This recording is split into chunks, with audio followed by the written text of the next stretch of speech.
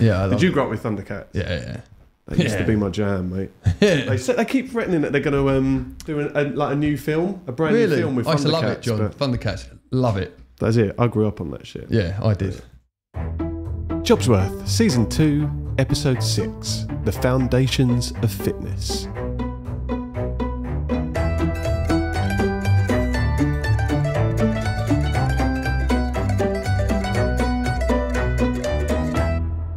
Welcome to episode 6 of Jobsworth Season 2. Today I'm speaking with Ed Hyde, an Essex-based personal trainer and owner of Rom Gym, based in Southend-on-Sea. I first met Ed when I became a client of his back in 2021.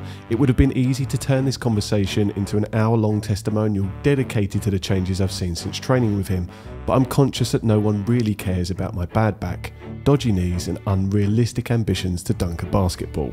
Instead, we start by talking about Ed's life before entering the fitness industry, covering his experience of private education, the pressure of parental expectations, his battle with obsessive-compulsive disorder, and how he worked for years to overcome it.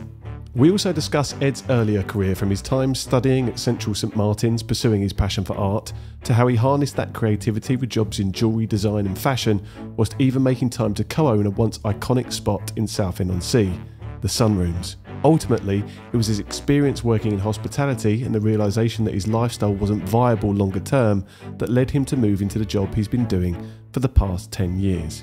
Ed and I discuss how the fitness industry has evolved in that time, his approach to standing out with clients for the right reasons, why he wants to support people with more than just the physical aspects of health and well-being, and what motivated him to set up his own gym. We also explore what it's like running it with his older brother, the community they've built over the past 5 years, as well as touching upon the challenges he and the business faced during lockdown, and the life-changing experience Ed had in Mexico during a holiday with his wife Bex in 2020. So without further ado, let me introduce you to the man that keeps this podcast host and half of Southend-on-Sea moving, just Ed Hyde. I do start with an opening tradition though, Ed, on the podcast, which is to ask you, when you were younger, what did you want to be when you grew up? I wanted to be a vet. Really? Yeah. I've had that a couple of times, actually. I wanted to be a vet. Yeah. Okay. Why? What was it inspired by? Always a love of animals, like all animals. Yeah. I don't know where that came from. I think probably from maybe my mum. Right. We're very similar, me and my mum. Right. Okay. Fairly sensitive, you know what I mean? Like everything's, you know, you see an animal in distress, you're like, oh, like it's pulling on the heartstrings straight away. Yeah, okay. You make everything kind of. I mean, it's my biggest problem. You make everything about kind of you. Do you know what I mean? Yeah. Okay. Yeah. Anyway, so that was what I wanted to be. Did you ever no kind of movement down that route? Was that a very short-lived? I don't know. Dream? I mean, I think that it's typical for like being at school. You just kind of. I grew up in a fairly relaxed household, but then I didn't. Right. So my dad was ruled with an iron fist. Yeah. And down to where, you know, he was kind of like had most of the influence over the subjects I took. Right. Okay. Yeah, he had like direction over it. So what was your dad doing for a living then? Did he have quite a... My dad's a very successful self-made man. Right. Didn't grow up in an easy background, as in like very well loved, but was, you know, his not mum, a load of money and... No, my nan, you know, she was a dinner lady, had 2 jobs, worked at Keddies as well. His dad, my grandfather, left them at an early age. Right. So they didn't have a lot, which kind of spurred my dad and his brother on, both 2 successful guys independently and self-made. My dad, you know, Open University, put himself through Open University, badly dyslexic, but studied at home, qualified as a chartered surveyor and did that for his whole life and was probably the most successful surveyor in the area. Wow, okay. You know, built a great business. And you've always been in around Leigh as well? Yeah. As part of Essex? 41 years I've been living here. Yeah, okay. We've never moved, so... Nice. So it's strange, isn't it, how parents kind of shape that drive a lot of the time, and your dad going through his prior experience growing up, I guess that's sort of trying to push you in a certain direction so you didn't have to go through. Yeah, I think for him, he wanted what he didn't have for his kids. Yeah, which I do. I know as a parent, I want the same sort of thing. I think sometimes it came out wrong because he obviously didn't have much and he was driven, and we were given from an early age. Not, you know, we weren't spoilt, but we were we didn't want for anything as kids. And that kind of, I think that takes you through teenage years as well. Yeah. And maybe you don't know any different. So therefore it snuffed the flame a little bit of really striving to be something like a vet. Yeah, understood. Yeah. Because, you know, you've got hot dinner. Yeah. You've got shoes at school. You've got everything you want. You've got holidays, you know, in the year. Yeah. It didn't really make you very hungry, to be honest. Yeah. Especially when I was a teenager. Yeah. Like I was the typical teen, you know what I mean? Yeah. Like even now, it's still in me. You know, I was a skateboarder.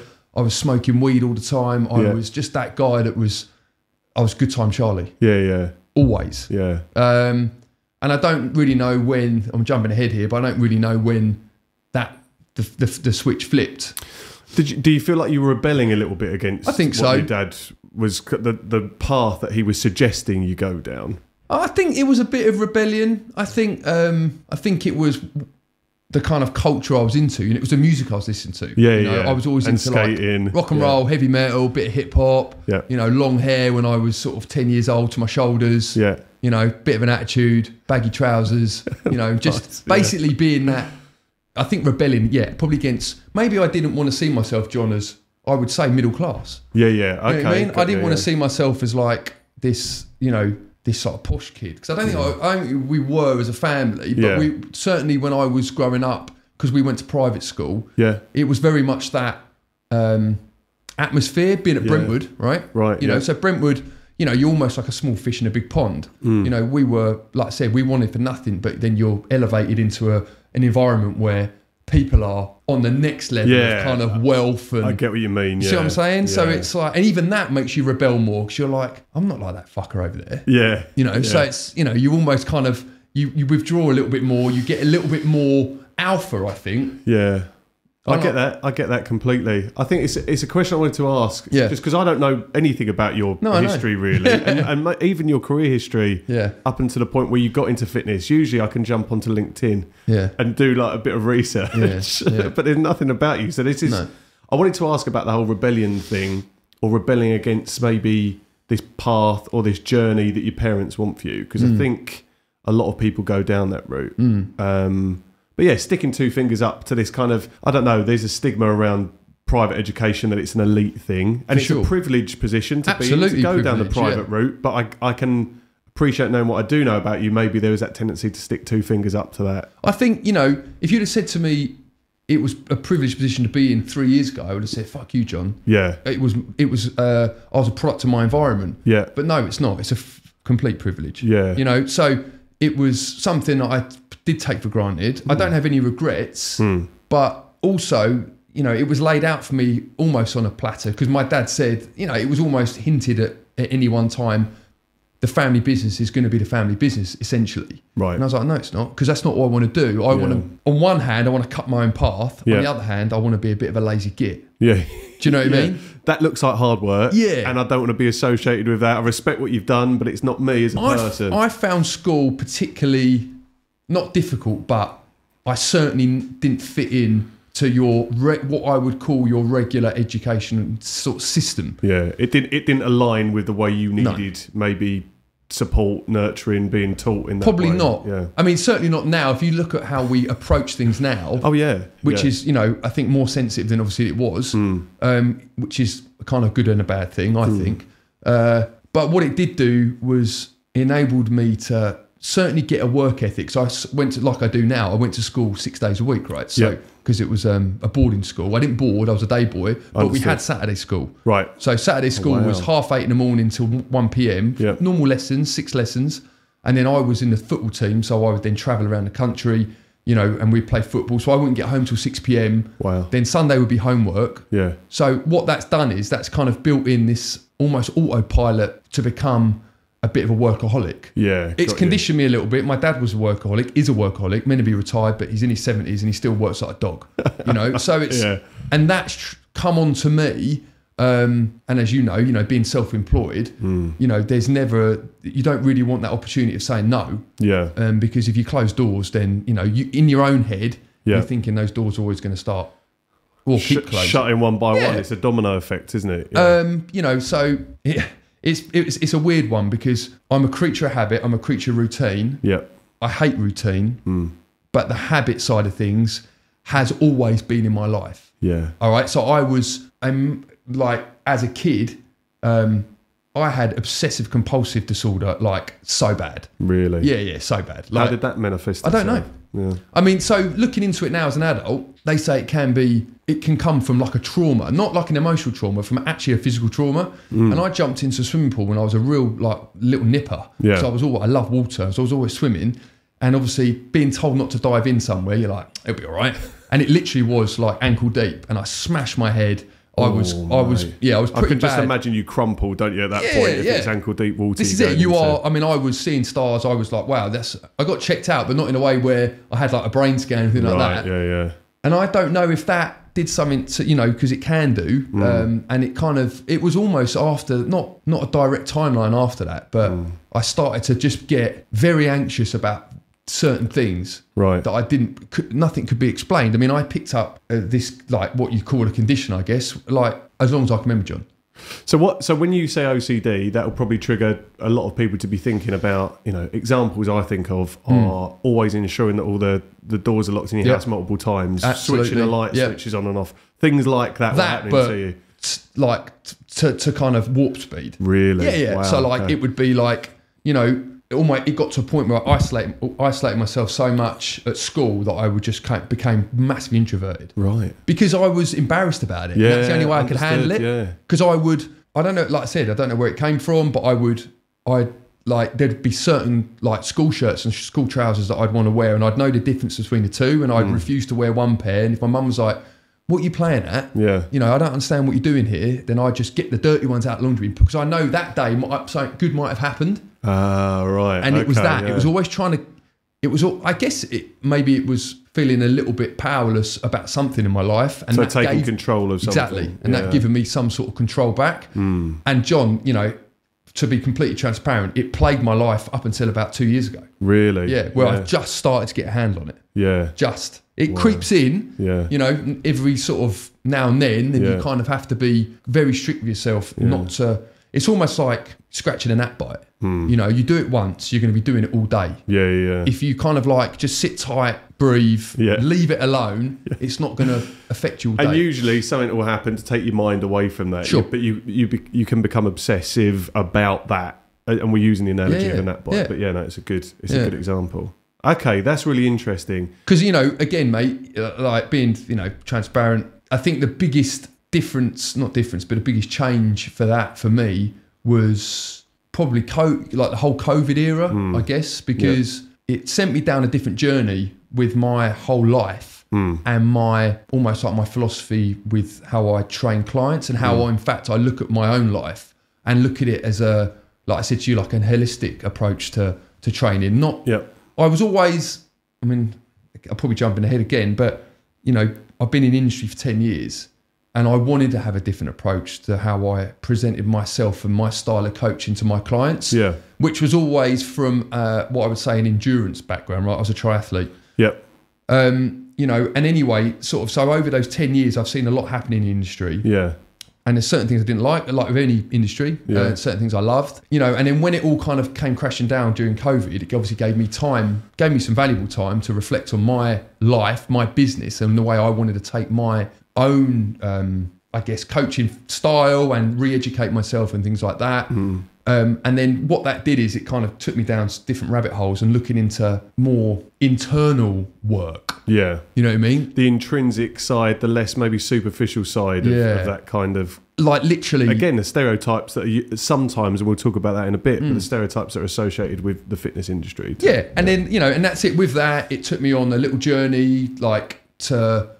wherever I went at that point, which was Mexico, funnily enough, and I, because of the routine of my life with clients, it unfortunately sort of spills over into my personal life as well. So everything is still routine. Yeah. It still take the dogs out at 7 a.m. It still go for breakfast at 8 a.m. Yeah. It still go back to take the dogs out at midday, because then everything becomes that hour slot, which is obviously how my life's governed. I was going to say, and everything's an hour, and everything has to be a military operation. So when we were going out to Mexico, which was literally, it was after the first or the second lockdown, we were still in between them, but they were quite flexible about travelling. Yeah. And Bex and I, my wife, we wanted to get away. And I said to her on the plane, I'm going to say yes to everything this holiday. Right. Which isn't like me. I'm like, I don't like crowds, fun, you know, and I'm with people all day and I'm in a crowded gym. We'll talk about that. Yeah. So I'm the opposite of what I look like on the gym floor. Yes, yeah, understood. In my personal life.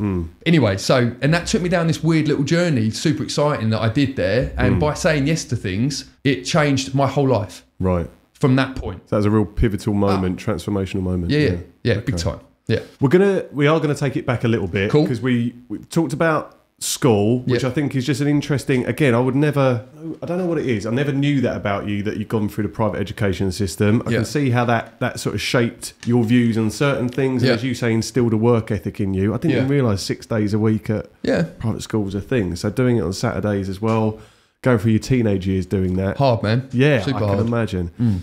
So you go through this route. Your dad has obviously, or your parents maybe have got very clear ideas of the path they want you to go down. Yeah. If you fill the gaps in for me, this is usually where LinkedIn will take over. But you finish school. Yeah. I'm assuming you finished secondary school. Yep. So take me from a potted history of you finish secondary school and then what leads you into the fitness industry, because a lot of people have very squiggly ways of getting into fitness, I guess. What was your path into it? Always active at school. Yeah. Always, I was either doing athletics for school, very high in my age group for, what was it at the time? It was probably 70 metre sprint. Okay, yeah. And hurdles, Yep. because I was quite tall. Loved it. Very competitive as a child. Like, absolutely, like, frothed at the mouth with stuff like that. Yep. Loved football. Love rugby. I played pretty much every sport. Yep. So that was up until the age of, I was at Brentwood until I was, 18. It was secondary school. I did my A-levels. I didn't do anything, funnily enough, sport-related at school, as in educational. Was that, again, a bit of a push from parents? Yeah, I think so. I mean, funnily enough, John, I was, looking at all your artwork. That was me. I was an artist. I was creative. I went to St Martin's, which was probably one of the best art colleges in the world. Yeah, so once I left school, I took a bit of a gap year to try and get my head straight. In that gap year, I worked on my portfolio for St Martin's. Wow. Because I wanted to do fine art. So I worked on a fine art portfolio. Everyone's like, you'll never get in. It's like, especially for fine art. And I was like, fuck you, I will get in. Yeah. And I spent a year working a portfolio, and I got in. And so that was timeline wise, I guess 19 years old. Okay, yeah. Unfortunately, if you're within a certain boundary, you can't have the facilities of like dormitories, right? Okay, because there's so many international students. Yeah, understood. So they save it for that. So there's a lot of commuting, and I wasn't really about that when I was 19, right? Because I almost wanted to live the uni life, which I wasn't. Yeah, it was what I wanted. Coming back home every day. Yeah, you weren't going out after with your mates and having a good time because you've got to get home. There was no one really living in London who I was pals with because they were in the same boat. Yeah. So it was a lot of commuting, and then once I drifted away from fine art, because I was getting more and more interested in jewellery design. Wow, okay. And I went into jewellery design for a year. And when I was doing my jewellery design, I, again, was just becoming a little bit more, not elusive, but just wasn't turning up as much as I should have been. Yeah. You know what I mean? Yeah. So I thought at that point, I was like, you know what, I've had enough of this now. I've had enough of education. I want to get into work. Right. So at that point, I did a bit of an apprenticeship with a massive costume jewellery company. Right. It was just a year of me kind of almost just shadowing people and seeing what was going on. Again, still immature, still kind of like thinking that I was owed this more than me really wanting to do it. Yeah. You know what I mean? Like whatever, I'm at work, I'm getting paid a nominal salary. Checking a box almost. It was. As well, yeah. It was keeping the parents happy because I got a job. I left university. They were proud of me for doing St Martin's, but I kind of almost, negotiated leaving there to jump into this job. Right, yeah. Even though it was, an apprenticeship wage, which was bugger all. Yeah, you're not doing it solely for the money, are you? Or maybe at all. No, not really. And you kind of almost just sort of, I think what it was kind of like just being a little bit nomadic about trying different things. I mean, you can see where the pattern's going, it was like school, A-levels, St Martin's, work, I didn't have that like locked on crosshairs onto a target thinking I'm aiming for that. So I was moving about trying to kind of almost fact find for myself what I kind of wanted to do. Interesting blend though, again, never knowing this about you before, that you've gone to St Martin's to do fine art, and then there is a transference of that creative artistic side in the jewellery design, and then even with the apprenticeship you're still in a very creative space as opposed to I would definitely class myself even still as more of a creative than anything else. And I think you're allowed to. You work in the fitness industry. It doesn't mean you are fitness. It doesn't mean you are intrinsically a personal trainer. You can still have you can be multifaceted. But it's weird though, right, John? So when I started being a PT, I mean, you're looking at me now, you know what I look like. I'm not your atypical PT. You know? No, exactly. Do you know what I mean? I had long hair. We'll share pictures when we put the podcast out, but you're not. I'm covered in tattoos. I'm not your like bronze Gymshark, white tooth, like wearing kind of dude with a, the Essex stereotype. Unfortunately, and really a bit of a stereotype of the industry as a whole. I think, I'll probably get someone will sort of pick up on that. And they always will. They always will. And I don't mind. But you are going against the grain of what I think most people have in their heads. If you ask 100 people on the street, what do you envisage when you see a personal trainer? You're not going to be the model of what that looks like to most people. Yeah, that's more articulate. Yeah, exactly. Yeah, that's exactly what I'm trying to say. But and I think we're going back to then. So I was at my apprenticeship, left there, went back to college again, did a graphic design course. Just like a BTEC, I think that's what it was called, for 2 years. Qualified, again, didn't enjoy it, didn't really, see myself as doing that sort of full time. So where am I now? I'm probably age-wise, 23 now, maybe a bit older, 24. When I left there, just went into kind of what I would say odds and sods jobs, doing labouring, roofing or whatever, just to get money in the pocket, get my hands dirty and enjoy. I've always enjoyed a graft, manual labour. I've loved it. And we've talked about that before when you did your scaffolding. But, so I was doing that and I still was totally confused about what I wanted to do. I had no idea. And this is when it took a real wild card. Grew up with my old pal, best mate, Henry Burgess. And he was in hospitality and obviously I knew nothing about it. And we had some harebrained idea that we should, basically borrow money and buy the place that we used to drink in, being the Sunrooms. Wow. Oh, wow. Yeah. So we bought the Sunrooms with a lot of help, of course, financial help. And we had this, again, the creative sort of part of me creeps back in here, trying to sort of almost create a brand, because I think that's what I've always tried to do with what I've done now with fitness. And we gave the Sunrooms our kind of stamp, which pushed a lot of the old clientele away, which was a shame, but we kind of wanted to drag it into something a little bit more modern. And Henry and I did that, crikey, for quite a while. I would say 6 years. Wow. And John, that's what turned me into becoming a PT. That quite lifestyle. A leap. So it's a lot, going too hard, maybe. Yeah. The whole point being complete lifestyle change. I was ruined. Do you know what I mean? Like, because it's very antisocial hours, of course. But not just that. The kind of drinking with, your clients. Clientele. I was about to say punters. Clientele. Probably doing other things you shouldn't do as well. Being young and carefree, really. Invincible. Exactly. Started to feel a bit tired and like probably feeling older than I should have been. And then I started to do a bit of martial arts in my, I think I was about late 20s then. Okay. So I really started to enjoy that, sink my teeth into it. And then me being me, an obsessive person, I took that to the nth degree. Right. Completely stopped drinking, everything. Never used to drive to work because obviously so I could have a beer. So I would just get a taxi or whatever. Then started driving to work so I wouldn't allow myself to drink. And just became really obsessive about training. Like, John, I was an absolute nightmare. Right. I was training as much as I possibly could. I was on a serious calorie deficit. I was the leanest I've ever been, really lean, like scarily lean because I wasn't eating enough. And then if I was going to be in company and if you'd have been like, Ed, should we go for a pizza? I'd be like, yeah, I'll come for a pizza, and I'd eat it and I'd make myself throw up.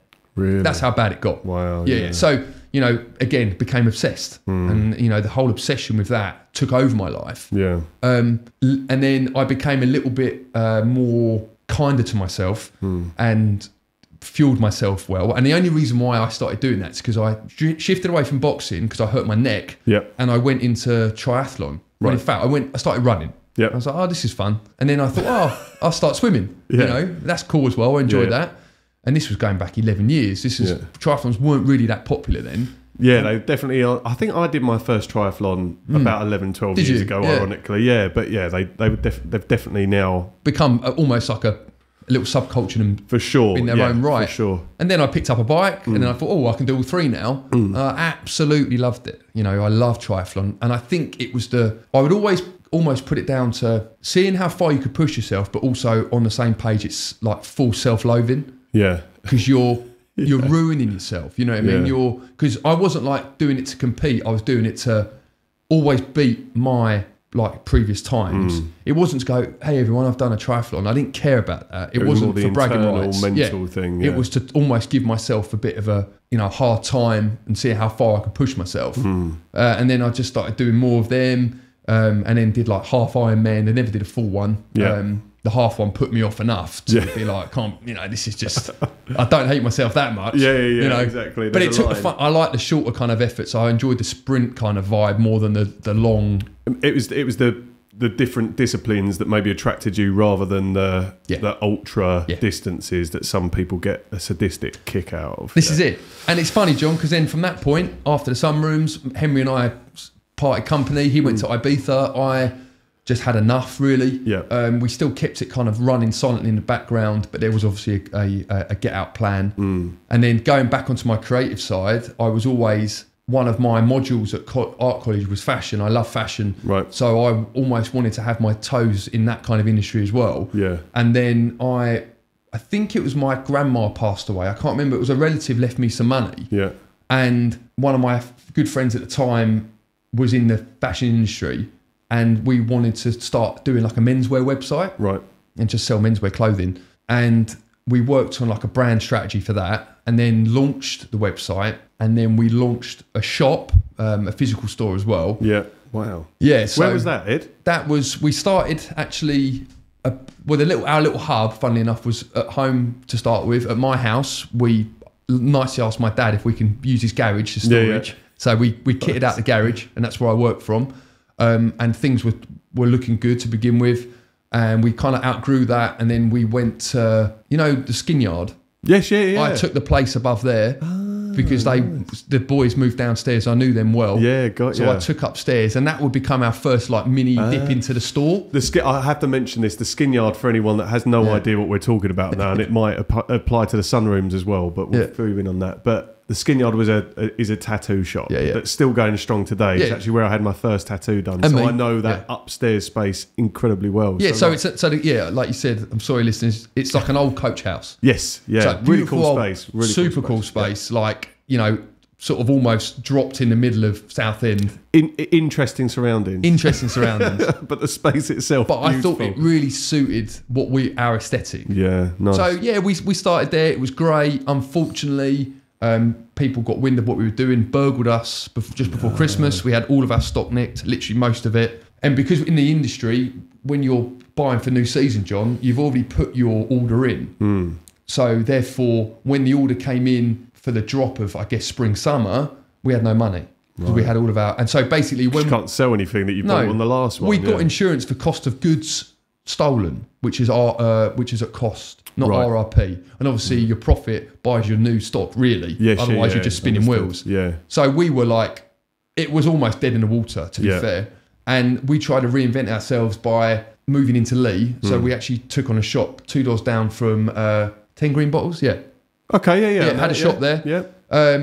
Things started to pick up again. But then when I started looking at, more behind the scenes about the money and the financials, on paper, it just wasn't working. It wasn't working. I was stressed because, I just wasn't earning. I was I was 30 now, so I was like, okay, things are starting to take a turn where it needs to be a little bit more serious. There is that point, isn't there? I think societally, you turn 30 and you feel like, oh, do I need to have my shit together now? And I think for most people, there is that just an innate pressure. I think you look at what everyone else is doing around you. I'm not saying you're governed by that, but 30 seems to be the milestone where people go, probably need to start taking life a bit more seriously now and getting something behind me. I'm not saying that's right, but it happens to a lot of people. And that's it, John. And it was like 30 years old and thinking, I need to sort my shit out. Yeah. But what? And then funnily enough, as we do, moving around. I mean, so by that point, John, I was still locked into the English fitness industry, but as a gym goer, let's say, and as an amateur athlete that enjoyed triathlons. And you're a service user, not a service provider. So you're going to gyms, you're doing the events. Doing my thing. Nothing else. Wasn't giving advice. Didn't have the right to do that. Yeah. And then I was like, I really enjoy this. I fucking love this actually. Yeah. Like, maybe I should think about doing this. And then at that point, I'm like, come on, Ed, like, you've done the fashion thing, you've done the bar thing. Like, what, you're just trying to sort of, is it another get out clause? Are you just trying to buy more time? Yeah. So I said to myself, I'm not going to spend any more money. And then funnily enough, as luck has it sometimes, a scholarship came up for a learning provider that I was told was one of the best in the UK. Right. So at that time they were called Premier Training International, and they had tell us why you should become the next PT. Well, you know what? I've got nothing to lose here. Who gives a fuck? I'd still love to read this application. And I applied for it. I didn't tell Bex, my wife now, not wife at the time. I didn't tell my dad. I didn't tell anyone. Like, no one knew. And I thought I'd do it. And my pitch was, let's sort of dive more into the sustainable lifestyle, the longevity, let's look at fitness not just as 6-week abs nonsense. Let's look at it with like more legs, like provide you with information that's going to carry you through your life, not just like a 6-week block kind of thing. Which would have stood out because most people in for exactly. But John, I didn't know anything. Results, obviously I was effectively just selling myself.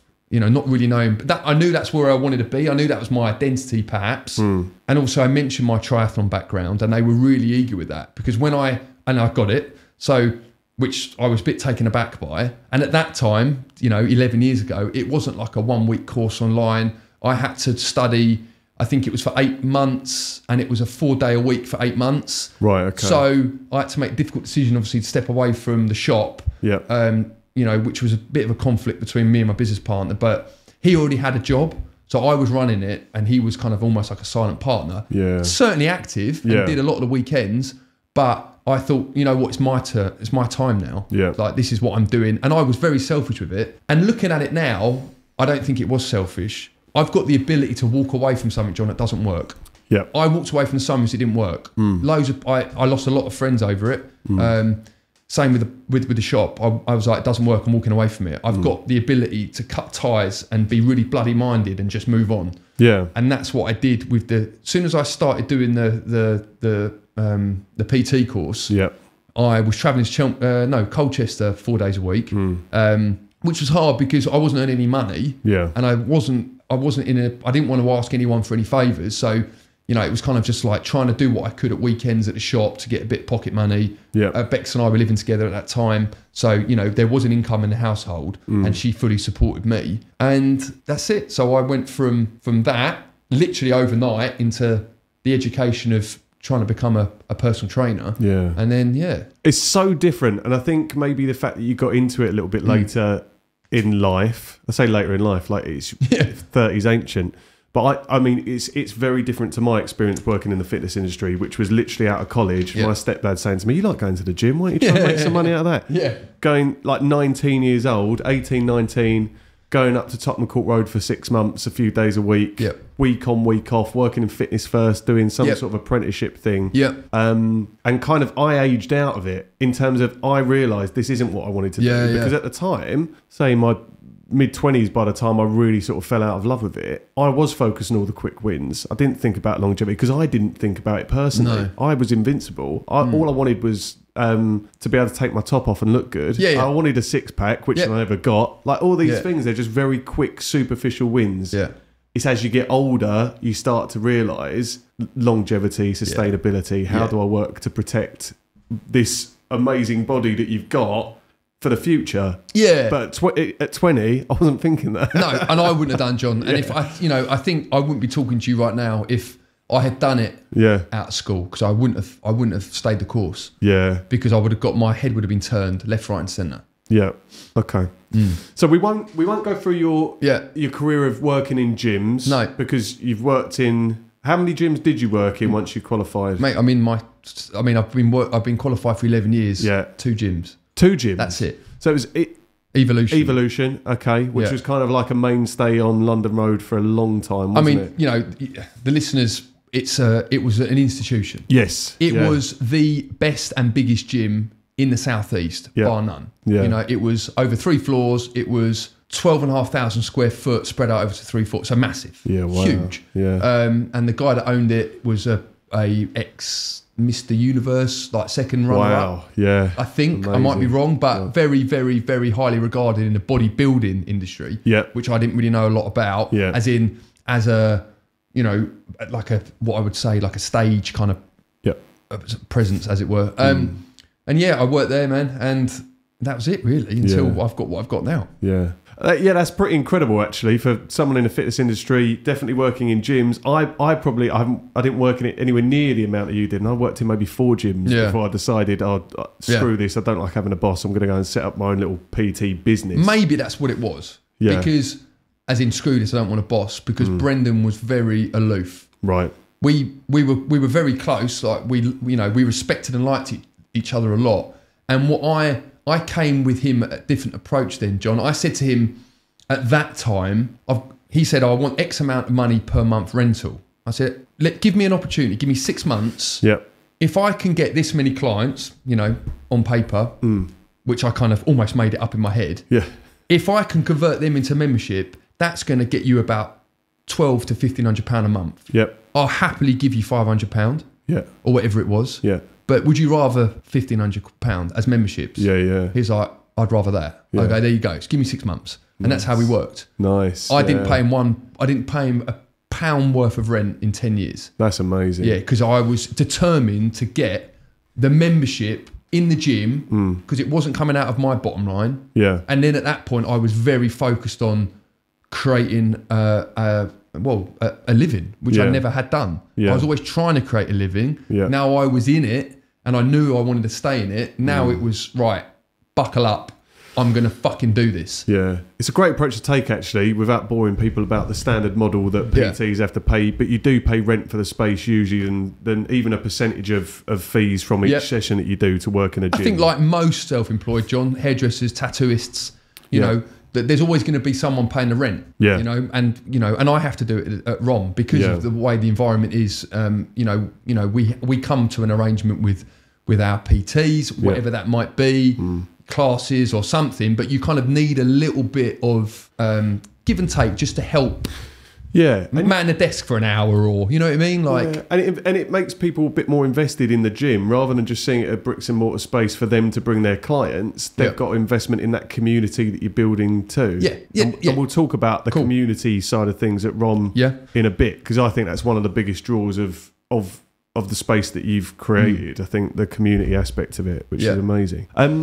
So you worked in the fitness industry for 11 years? Yeah, so I'm 41. I think I qualified, just sort of approaching 30. So 11 years. So what is the evolution you've seen during that time? When I qualified, I didn't touch a client for about a year.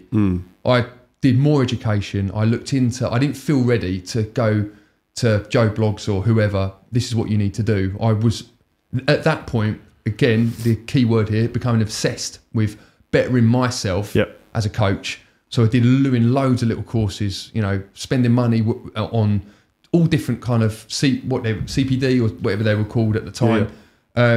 So I was doing that up until I felt confident I could kind of give my clients the knowledge that I was, buying into myself as well. Yeah, so going back to your question, how have I seen the evolution change or evolve?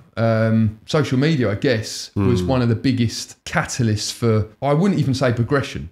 I don't see the fitness industry as something that's hugely progressed in the time I've been there. I feel like a lot of information's regurgitated, but like most industries. Obviously, there's been an evolution in science, which is amazing. You know, I was more interested in that side of things, not being a science nerd myself, but enjoying looking at numbers and the whole strength and conditioning side of things, which was, again, a different conversation. But that's why I started studying to become a strength and conditioning coach, because I was enjoying the sciencey bits a little bit more than the general kind of stuff. Yeah. So anyway, you know...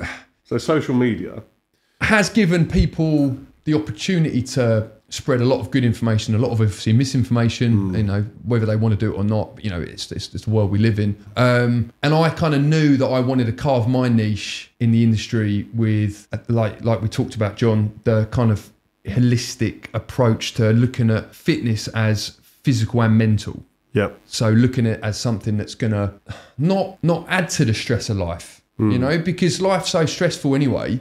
You know, I think that it's really difficult for me to explain. John, if you came to me and I knew which you do, because I train you, but if I think you and I developed a relationship where I understand what makes you tick, okay? And I know if I gave you something, a program that was going to add more stress to you, then why on earth would I possibly do that? Yeah. And this is what I think I've set my kind of my roots in the industry. It was never about me. It's not about my ego, and that's my problem with the industry. A lot of coaches is about them. Yeah. You do what I say, therefore you get those results. No, it's complete bollocks. It's all about you. You are the brief. Yeah. You're my client. What can you do? Ed, I can only do 2 days a week. Well, I've written you a 4-day program. Well, I can't do that. Yeah. You know, well, don't be lazy. Oh, buckle up. It's bullshit. You know what I mean? That's, you know, that kind of side of things I hate. Yeah. You know, it has to be flexible and it has to work for the person that's standing in front of me. And again, you know, I'm kind of dipping in and out of different conversations here, but, you know, going into nutrition side of things, I always said from day one, I'm not a nutritionist. Because what pissed me off in the industry is charlatan PTs saying that they can write you nutrition plans, things like that. Well, of course, I know how to construct a meal like most people do.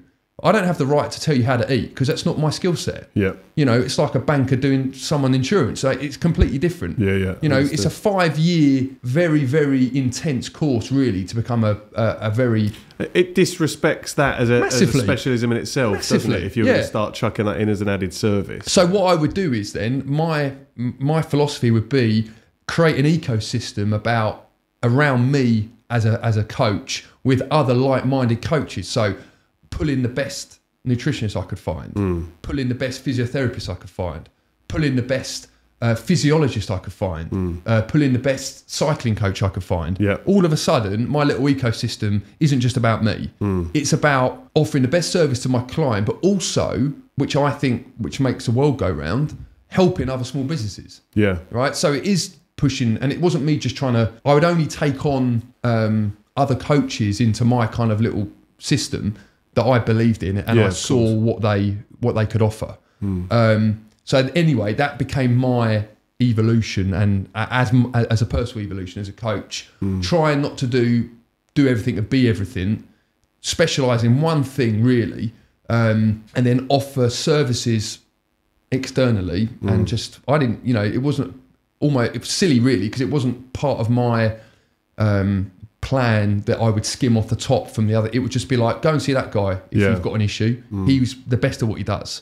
You know, that was no business relationship. It's just because I've had experience with them and I think that they could help the person needed helping. Well, it's a client, as you say, it's a client first mindset as opposed to I need to feed my ego. I've shot myself in the foot by doing it really. Yeah. Because, you know, I've probably lost out on some income and things like that. It's easy to bring it under the ROM umbrella or the Ed Hyde umbrella, and then start making a bit of, as you say, cream and something on top, make a bit of a profit. But again, it's thinking beyond that to, maybe that's something that happens in the future, to bring in a holistic service, who knows? But it just shows that you've got that client-led approach. Yeah. I think the evolution I've seen in fitness, and I'll go back to the point you made on social media, is that there's now so many like fitness influencers that are out there giving very prescribed, as you mentioned, very prescribed sets of workouts, sets of training, preaching a lot about the way that people should be living too. There's no one size fits all, John. Exactly. And you know that. Yeah. You're someone that's got historic injuries. Yeah. So, you know, again, let's go jump ahead or dial back. Yeah. What do I think of the online coaching sort of domain? I think obviously brilliant because it brings a huge amount of benefits to people that might not have access to local good coaches. Yes. Yep. But I also think it smells like shit as well because you don't have the individual approach. It's all cookie cutter. Yeah. You know, I would never ever give you the same program as another client because of your knees or your lower back. All right, don't call it out. Yeah. That's harsh. Yeah. But you know what I mean? Like, yeah, no, of course, and that's what pisses me off. Yeah. I think beyond the like you've labelled two of my injuries there. I think the other thing that I enjoyed that wasn't prevalent when I was a PT as well. The other thing that I enjoy about training with you, and this isn't just to sell you as a PT, but it's mentally. I think the mental side of training, you have to be mentally engaged to come into a gym and do something. And I think that aspect of it, knowing that if I come in and you look at me and have an honest conversation, and you know mentally, I'm not where I need to be. Yeah. You'll try and affect that. I think that's part of the job of a good personal trainer. You can try and draw someone through. The worst thing you do is just let someone sit in a corner and go, you don't fancy doing press-ups today? Well, that's okay. You sit there, John, you're fine. But it's not all the physical stuff. Sometimes it's the mindset approach. Yeah. And that's what you've been... That's been a game changer for me. Yeah. Having someone that makes me feel heard when I'm saying I've had a real shit week this week, Ed. Yeah. But also... someone that can say, all right, okay, we'll take that into account, but let's get you through this. Yeah. And there's never been a workout where I feel worse for having... My knees might feel worse, but my mindset hasn't been altered in the best possible way from doing 60 minutes of hard graft. Yeah. And that, I don't think you'd have that with most of the PTs out there. Yeah. I think they'd be very... I think, again, it comes down to ego, John. Yeah. It comes down to what they want out of the session. Yeah. And not what you... really try, because I mean, again, mate, I think my approach has it's been malleable over the years, and it's certainly been more malleable as of late. Because the more work I do on myself, it spills out into my philosophy. Yeah. Nice. So and again, someone like you, is completely different to someone else I might see who is still in their early 20s or mid 20s or early 30s. Job in a city, single guy, wants to look ripped on the beach. Yeah. Different brief. Happy with that. Can't wait to do that. Let's do it together. Yeah. So there is definitely I've got the polarizing clients. I've got the 65-year-old guy that's not what he's interested in. He wants to be able to bend down and put his socks on without hurt. Sounds like me, Ed, but same as me though, John. But it's true. Like, we joke about this a lot. Yeah. It takes like 5 minutes to prepare yourself to walk down the stairs in the morning, right? So that's real life. Yes, that's real life. You're very clearly passionate about what it is you do. Yeah, and that methodology, that philosophy behind what it is you do. Yeah, what makes you at the tail end of your time with Evolution? Yeah. Then decide, because working in the fitness industry and not owning or not running somewhere that's bricks and mortar is very different from then going to being a gym owner. Yeah. So what inspired you to be a gym owner? Because they're slightly different labels. You can work in the fitness industry and never own your own bricks and mortar place. So what was the move from there? My hand was forced a little bit. Evolution with gym was closing down. Okay. No one wanted it to, including me. Yep. I remember at the time there was a big movement for it not to. But because Brendan never owned it, unfortunately, he leased it. Right, okay. And the guy had got planning for flats. He'd been applying for planning for 6 years. Right. So you kind of knew the end was near to a degree. We were all kind of ignoring the fact it was ever going to happen. And Brendan finally said, Ed, it's happening. Then he said, and I said, right, let's go out for some food. And why don't we do something together? He's like, 100%. I would love to do that with you. Unfortunately, and this is not me, speaking out of school here, Brendan had a bit of a problem with alcohol and drugs. Right. And was very elusive. Wouldn't see him from 1 month to the next. Right. And it got to a point where I know that he just wasn't in it anymore. Right. And it was really hard for me because it's what I wanted to do. I wanted to do it with him because we both brought two different demographics, really. I brought my kind of guys in, he brought his bodybuilders in. It's great because that's what it should be, right? A mix of everyone. Anyway, long story short, we couldn't do that together for those kind of reasons, and I just thought to myself, I'll just go to another gym. So I went to one of the local gyms and they offered me a position there, and I was like, I don't really want to do this, really. I want to carry on what I'm doing, but I don't want to be here. And I thought to myself, I wonder what it would be like to take my own space on. And funnily enough, like I'd almost given up on the idea. And as we do, just rattling through Rightmove, thinking what's available. I was like, oh, hang on a sec. That's down the road from Evolution Gym. That's in Leigh-on-Sea. We don't have many gyms in Leigh-on-Sea. This could be an opportunity. Found the HQ where we are now, and it was just an empty. It was basically, John, like a ground floor unit, double unit that was built, I think, about 11 years ago, but has never been occupied. Right. So we took on, once the offer got accepted, we took on the space, and I just thought to myself, I've got enough clients really to almost, if it doesn't work as a gym, take it as a studio format. Right. And I thought, looking at the ground space, there's enough ground space for it to become a gym. And that was it really. We got some financial backing, and within sort of looking at the space and putting an offer in was a matter of weeks. Wow. Yeah. And then we're where we are now. So when you say we, is that you and your brother Alex? Yeah. Yes. Yeah. Okay. It's fair to say that Alex probably was a big influence on my interest in the industry from a different perspective, because you know him, he's a big guy, we're chalk and cheese. I'm 6 It's hard to believe your brothers, if I'm honest, to look at you. Very different body types, this is it. I would say. Yeah. I'm the lean, tall guy, athletic. He's very, very broad, like naturally broad, not on steroids or anything like that. He's just a big unit. Even when we were kids, it was like, Jesus Christ, he's a chunk, you know what I mean? And he's always been a chunk. But now his arms are bigger than my legs. But he's just got that ability to just pack muscle on. Yes. So anyway, he was a big influence of me, because he took me to my first gym when I was a nipper. Old Linda's Farm, which is long gone, but it was great. It's an old health club in Westcliff. It was amazing. Okay. And Alex then introduced me to Brendan at Evo and said my brother's a PT. He was very supportive, kind of hooked me up, almost pretty much got me the job at Evo, really. Right. And we kind of decided to do it together, even though Alex isn't a PT. He's got no interest in doing it either.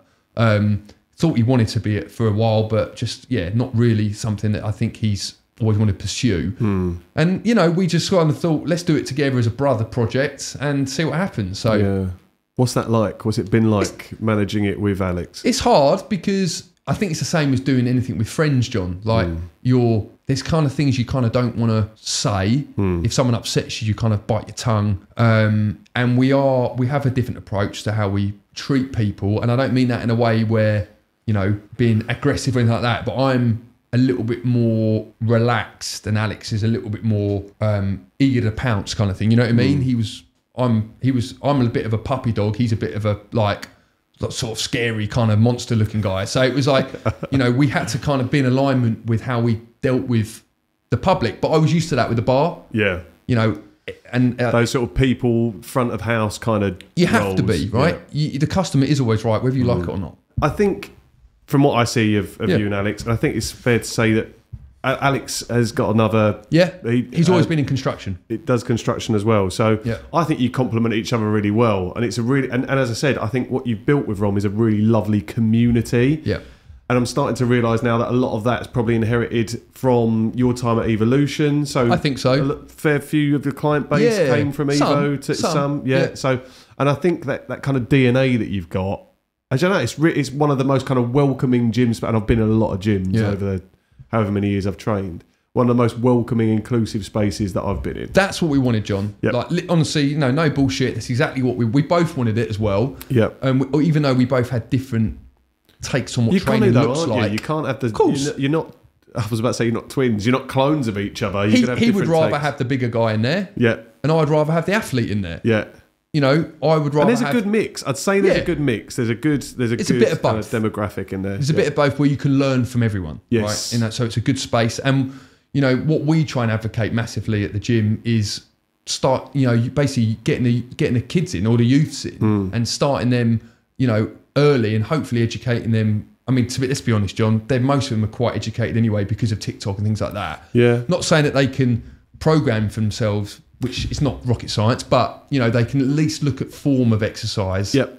And it's lucky because it's not the biggest gym, so I'm always in there like a hawk. And if someone's doing something silly, it's guys, what are you doing? Come on, blah blah blah. So, point being about being inclusive, we do want to make everyone in there feel comfortable, special, and like you said, welcome. And I think because it's a community style kind of project that we try to do, most people do know each other. Do you know what I mean? Like, you know, we don't have a huge membership number, but when you're in there, John, you probably know 90% of people, right? Yeah, I've never been in a gym No. where you can walk through and whether you're in the mood to say hello to people or not, you've got people coming up to you saying hello. Yeah. They're not dragging you to the side for 5-10 minutes for a chat, which is the most annoying thing in the world. But it's just something really welcoming, inclusive. Everyone's happy enough to share their knowledge, their experience, whatever it is. And like I'd say most gyms are just not like that. No, I in think my experience. Yeah, and that's probably coming from my experience as well of gyms, and especially dialing it back to when I first went to a gym, the tall, skinny guy. Yep. And you're like, oh, I don't belong in here at all. You know what I mean? These guys are massive. I'm this streak of piss. Yeah, I remember that was very similar to my first experience at 16, like 6'4", walking in, didn't have any muscle, and like standing next to my stepdad who was like big and very, very strong. And I was going, this is an alien environment for me. And terrifying. scary, right? Yeah, really terrifying. And a lot of my philosophy definitely trickles down from my relationship with my wife, you know, and how sort of how close we are as a couple. Yeah. Because she gives me the kind of, A, she gives me reality check often, but B, helps me look into making it a comfortable space for females. Yeah. You know, which I'm a big advocate for. And Bex is definitely a feminist, you know, and I support that a lot. And, you know, again, before I met Bex, probably not. I probably didn't have that kind of like mindset at all. But, you know, the way that we've developed as a couple gives me, you know, the confidence that I know that her opinion on that side of thing is really important. And it's important for both of us because really it's our business together. You know, we're married. So, you know, so she has a lot of input on that as well, making it that community vibe. Yeah. And if you think, again, because my partner Sophie trains with you guys too, and her approach, I think the stigma, the stereotype is that kind of gym you'd walk in. So you've got your big gym chains. Most independents would be associated with predominantly men, meatheads, going in, load of testosterone, not the most string welcoming vests, space. nipples hanging out. Yeah. But again, that mix of, and this isn't the whole podcast is not to sell. No, not at all. No. Because it's not for everyone. Really well, no, it won't be because you need to filter people that will work for and others that won't. But when we're talking about that split of men to women, it's even. I think so. But it's again still welcoming, and you've got so many men training with women. These are people that have met over the years of training at the gym, and then they just pick up skills. You know what, John? I don't care about the success of what I've built on a kind of financial aspect because there's no such thing at the minute because of how hard the economy is. Yeah. But the beauty and the joy for us as ROM is the things like looking on social media and seeing 15 members who they've never known each other before ROM and they're going out on a night out together. Yeah. Like as women. Yeah. They're going to go and sit in Ugo's or something and have a pizza. And that's amazing. You know, it happened at Christmas. We went out for our staff do.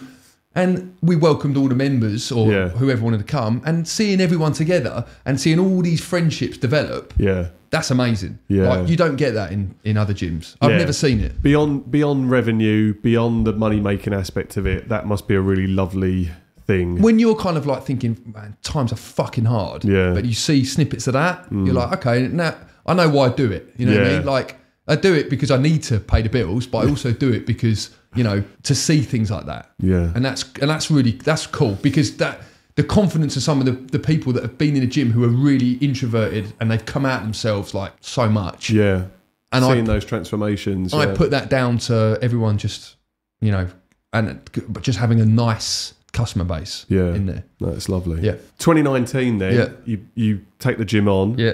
2020, the pandemic happened. Yeah. And it's safe to say that the fitness industry was literally one of the hardest hit around. That was a tough pill to swallow. Yeah.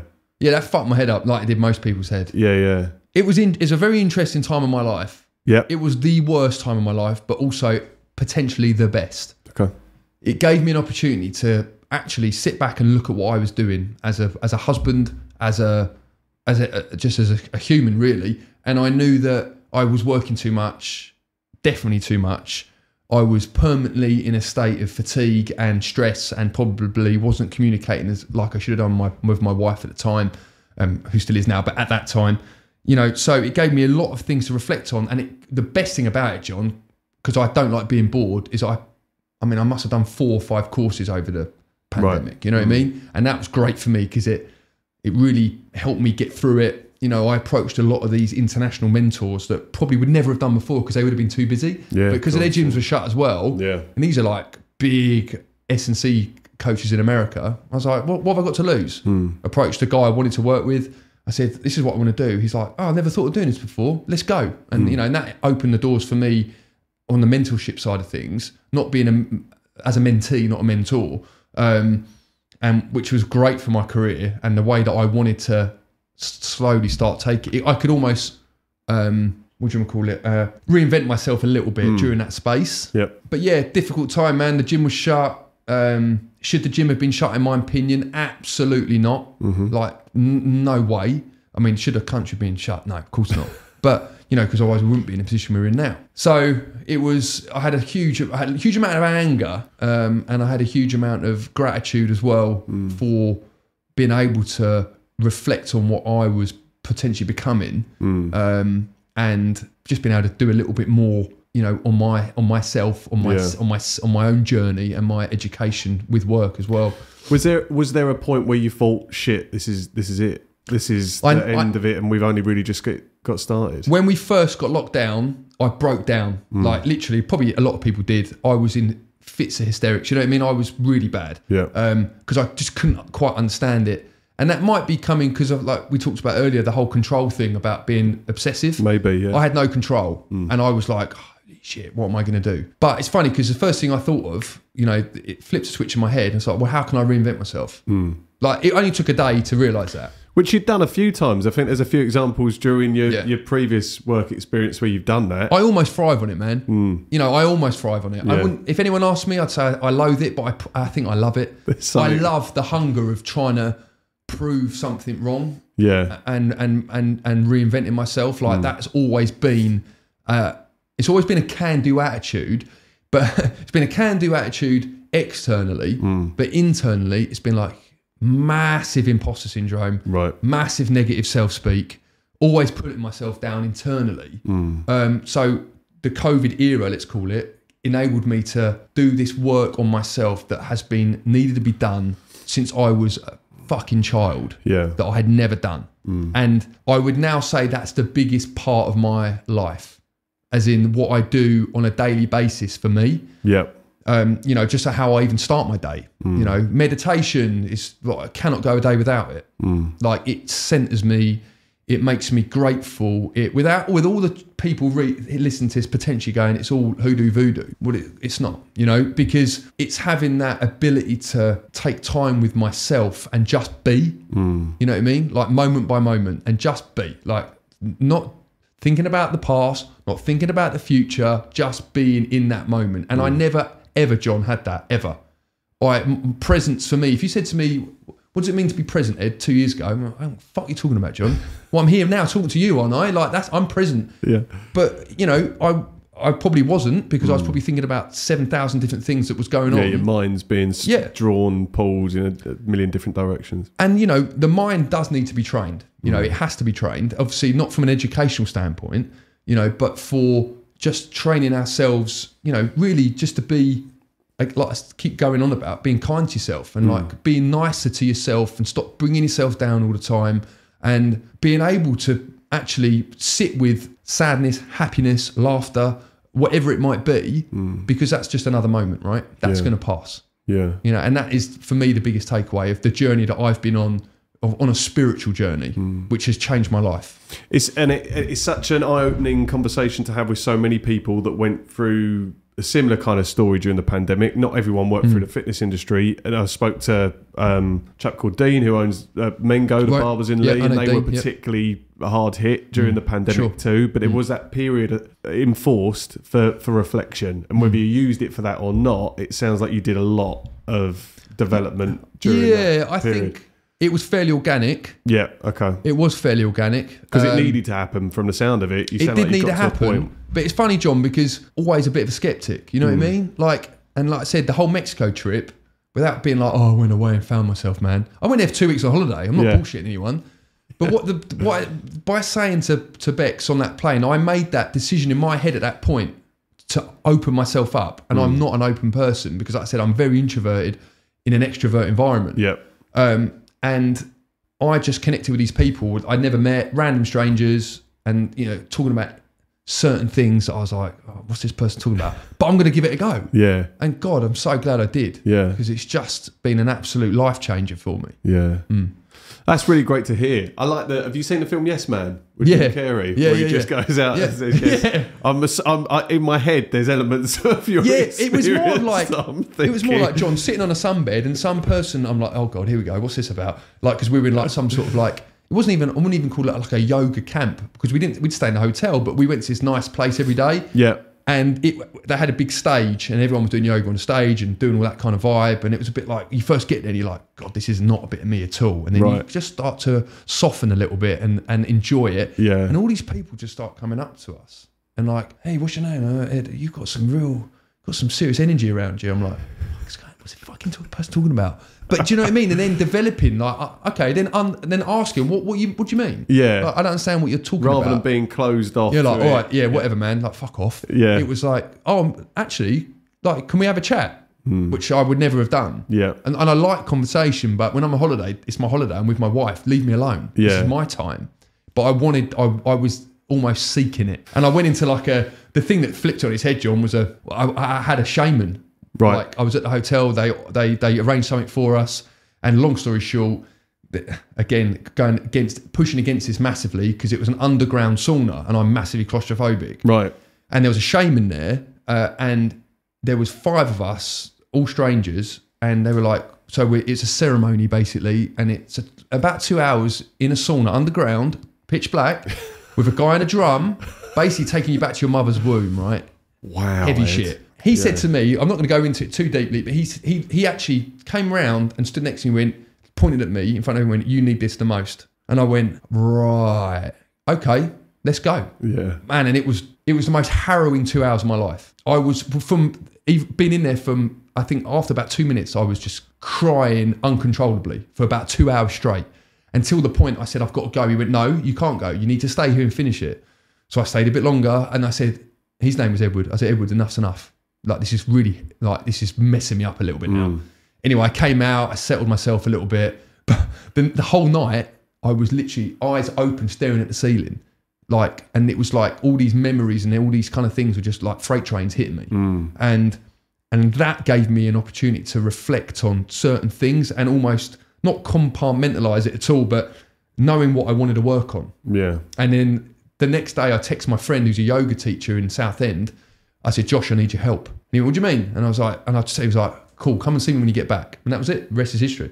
So yeah, not saying I'm like a big yogi because I do yoga from a mobility sort of thing to help me in the gym, but it's more of the, let's call it like the spiritual mindfulness side of things that I really want to explore more than anything. Yeah. More than anything. That sounds mad.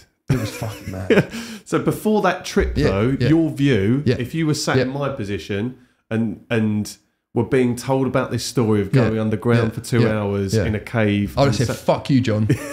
So what an amazing thing to have happened that has now kind of just shifted your perspective. It is crazy, right? And it is a shift, a huge shift. It's now, some way to go, isn't it? Dude, definitely, it's still a work in progress and I have to work on myself every day like everyone should. Yeah. Like everyone should. There's not one day where I don't catch and I think the whole point is now I catch myself doing it. Yeah. I catch the negativity. I catch the naysaying. I catch the imposter in me. And I just give it space. And I let it do its thing. And then I move on to the next moment. Yeah. And that, for me, has been the most powerful tool to come out of probably the last, well, hang on a sec, my whole life. My whole life. Yeah. Yeah, that's a big statement. I think... And being so driven by OCD, even when I was in Mexico, like still had my rituals, just managed to kind of pull it back a little bit. Didn't change it, never kind of got away from it until recently, where I can safely say that I'm pretty much living a normal life now without it controlling me. Right. And that's only up until really about 6 months ago. Yeah. But again, it's all a process, right? And I think the same, this goes back to training. It's stacking. You know, it's building a pyramid. You know, it's like saying to people, you might be 40 years old or 50 years old. That does not say you cannot go to gym. It does not mean that you don't have the right to be in there. You know, build the pyramid. Start small and stack. You know, don't go, I'm going to be in calorie deficit. I'm going to do 5,000 kilometers a day on the bike. Fast for 17 hours a day. Yeah, exactly. It's all about just building these little blocks and then create that pyramid. Create your own pyramid. Fuck what I think and what you think. Just do your own one. And you know, and I think that's what life is. It's just like it's building blocks. Yeah, it's really interesting. So much of what you say there about identifying those thoughts and feelings, accepting them, and letting them pass. They're tools that I feel like I've learned through therapy over the last 4 or 5 years too, and. You definitely pick up things along the way if you're open to it, but you've got to be open to it. Dude, that's such a point. A perfect example. You've got to be open to it. Yeah. And if you push against it, you're not ready to do the work. Yeah. I think everyone knows when they're ready. There has to be a penny drop moment. And I don't know what that looks like. Was mine the sauna or whatever it was? I don't think it was. It was just I was just a bit fed up with being me, I think. Yeah. Or maybe not being me, not being my authentic self. Yeah. You know, good point. Putting the mask on. You know, and this is me stripped bare, like, and that was it. It was like, enough's enough. I need to be more vulnerable, a bit kinder. And I get that impression having met you post. I might have met you before you went to the sauna. I don't know, John. No, not before the pandemic. No. So I get the impression that you are kind of unapologetically you. Yeah. And I don't mean that in a negative way. I mean that in a really positive way. Yeah. So, not like very stripped back, very raw. Not going to be putting a front on to. I don't know. I think I was always a people pleaser. Yes. And I still am, right? Yeah. But I think there's an element you have to be in the industry course. you operate in. Yeah. But I definitely have learned to say no. That's been a really powerful tool.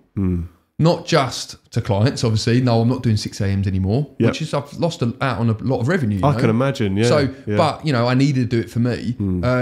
It's the ability to say no to just things that don't align with you anymore, John. I mean, I've got a very small friendship circle, and it looks completely different, sort of post-COVID to pre-COVID. Because if things don't align with me, I cut people out. Yeah, and I think that's it's a hard thing to do, but I think all of us need to do it.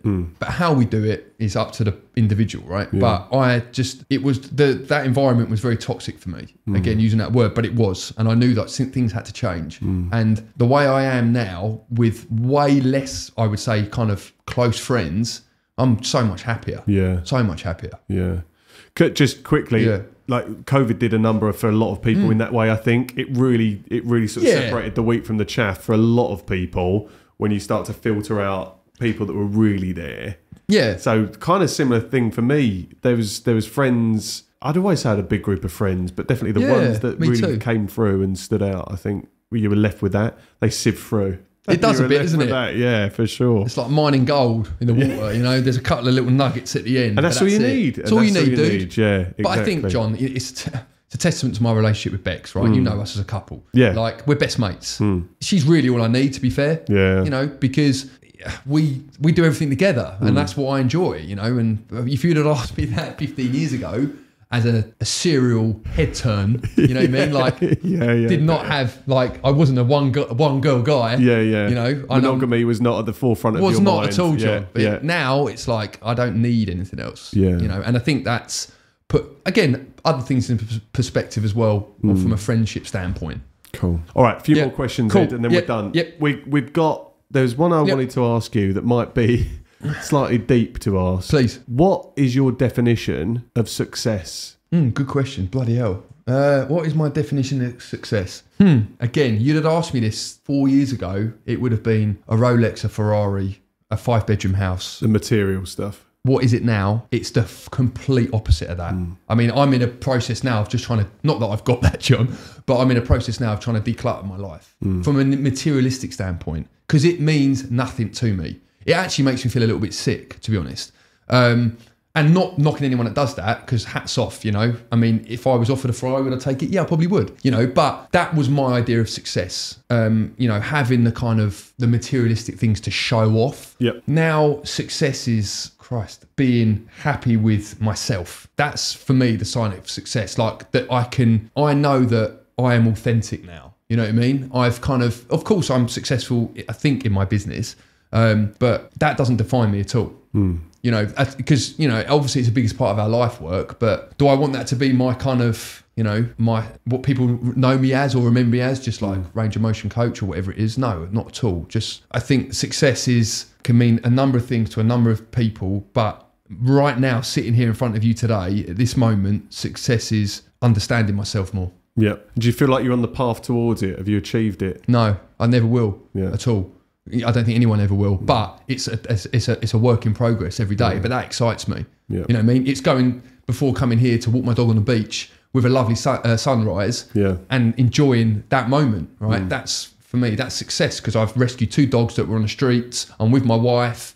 It's amazing. Like, you know, it's brilliant. Like, that's, for me, it's a successful accomplishment. Yeah.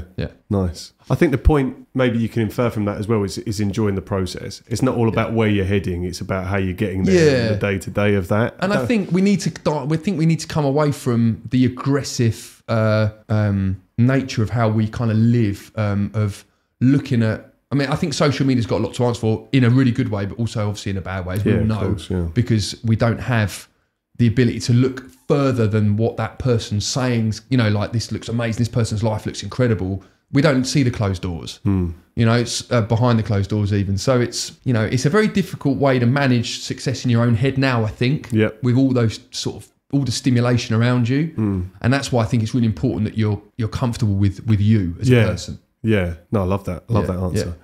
Okay, one of the common themes between most people that are coming in for season 2 is that they are based in and around Leigh-on-Sea. So we've got creatives, which I would now label you in, and I wouldn't have done before this podcast. But we've got creatives, we've got entrepreneurs, we've got like business owners.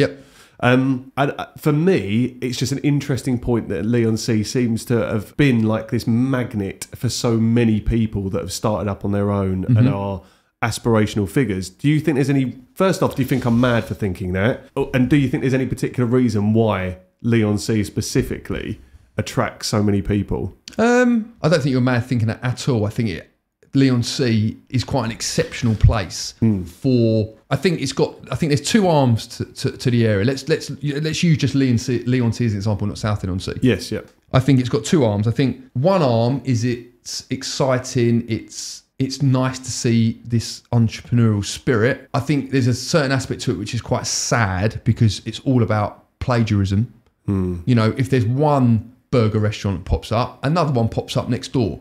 Yeah. Same with pizza, same with this, same with that, same with hairdressers, tattooists. I think, you know, we are a little bit afraid to think outside the box to some respect in the area. But again, I think that's the way the world works, right? Because if you see a model that works, then you try and emulate that. You try and emulate the model, you know. So I'm not knocking it at all, but I think that we are very fortunate in the area that we live in, and privileged, like you said, because, you know, we are surrounded by the things that you might aspire to. You know, if that's where you want to be in your life, with the big 5 detached house, Ferraris on the driveway, you can get that in Leigh, because there's going to be someone you can talk to that's going to give you a step on the ladder at some point.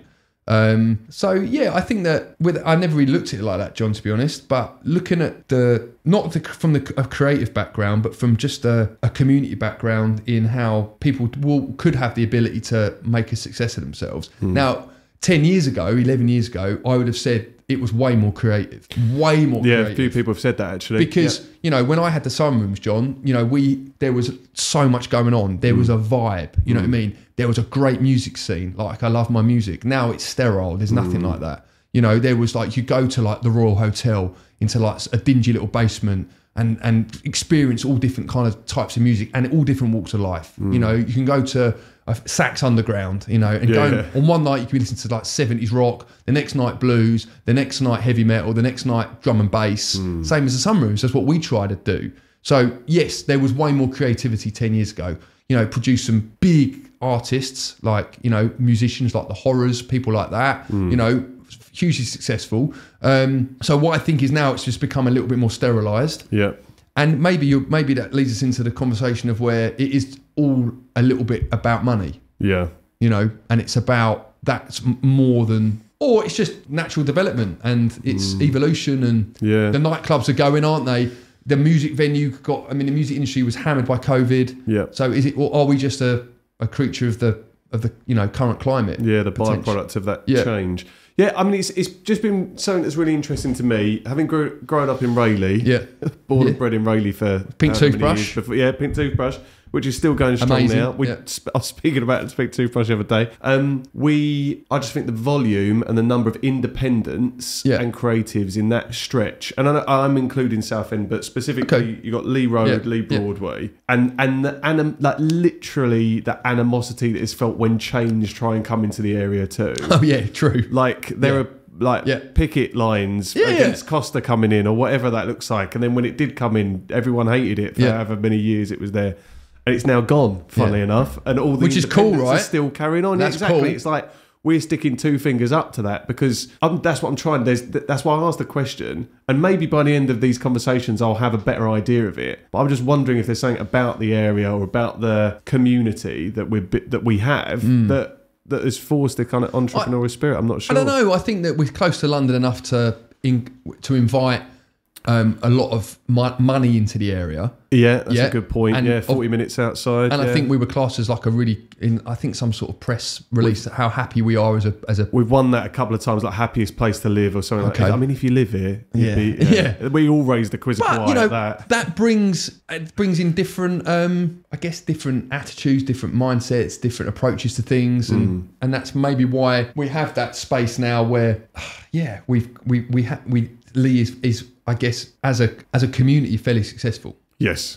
Yeah. It's a hard question to answer. It is. It's tough. I'm sure. I'm still trying to collect my thoughts on what the answer really is, but maybe I'll never get to the bottom of it. Ed. Yeah. Thank you so much for your time, mate. I've got a closing question on the podcast. Yeah. Okay, man.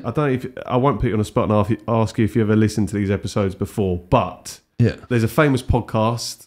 I can't name it, but their end question is always left by the previous guest for the next one. Now, I don't copy that. I get my mum to ask you a question. Oh, cool. Now, I don't listen to the question. I like that. Yeah. She knows who you are, roughly. Okay. I give her a rough bio. Okay, that's Mum really leaves good me job. a voice note, and then I'm going to play it down the mic. So I don't know what it's going to be. Yep. Hi, Ed.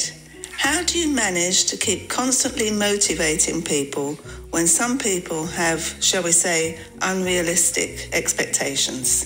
Thank you. That's a great question, isn't it? That's a great question. God, some of them are John's shit. mum. I'll be honest with you. So it's Lisa, if you wanted to address your answer to Lisa. That's a brilliant question. That's really, I would imagine that's put you on the spot, but I'm not sure. It has put me on the spot, but it hasn't put me on the spot because I have to think about this daily, really. And to be honest with you, Lisa, it's about how do I motivate myself? Because I have to get into the gym with game face on every day when I'm still a human and I don't want to be game face every day. I find that particularly difficult sometimes. So if I think I almost look in the mirror and it helps the work I've done on me to see what could be going on in the background of other people, and again trying to treat everyone as an individual and trying to create a relationship, not just you pay me money, I give you a service, bye thanks very much. Develop a relationship. So I do think I treat all my clients individually, so I know sort of almost inherently how to motivate them, which is going to be different to how to motivate the other person that might walk in after you. Client A, client B, whatever. Yeah, so but to keep people motivated when they've got unrealistic expectations, I think we have that initial conversation about expectations to begin with, and we look at timelines and we look at what we can achieve and what we want to achieve as the ultimate goal, and kind of reverse engineer that and work backwards. Yes. Because everyone's goal's different, right? Someone might, all they want to do is just perform like a pull-up, and which is a great goal to achieve. So, we work towards that. So the motivation comes with, it's definitely a daily work in progress. Yeah. I mean, I'll use my own anecdote as an example. If I said, and one of my goals this year is to dunk a basketball. Yeah. If I said, Ed, I want to do that in 4 weeks. Like the whole thing is setting realistic expectations at the very start of the journey. So, and I think what was great and what I think a lot of good people working in the fitness industry will do is part of the consultative approach to training someone is identify the goal and then start to put sort of targeted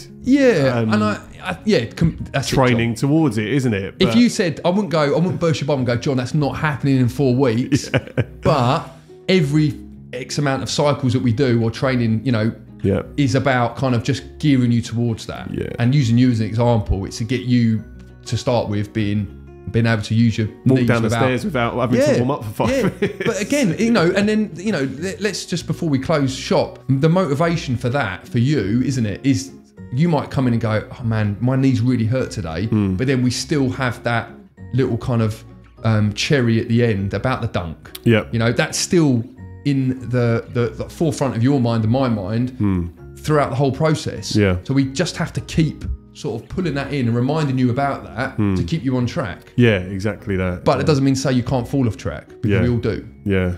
So. Yeah. That's a good answer. That was Mum's really nailed it. Keening them down this season, because they were light and fluffy on the first season. She's really digging in. No, I on like there. that a lot. Cheers for that, Mum. Ed, thank you so much for John. getting up your time on a Sunday. Yeah. You've been a legend for doing this. I really appreciate it. enjoyed it a lot. No, Cheers, good man. Thank Cheers. Thanks for listening to Jobsworth. If you enjoyed this episode, please feel free to like and subscribe. You can stay connected by following me on LinkedIn for more insights on the world of work, behind the scenes content, and updates on upcoming episodes.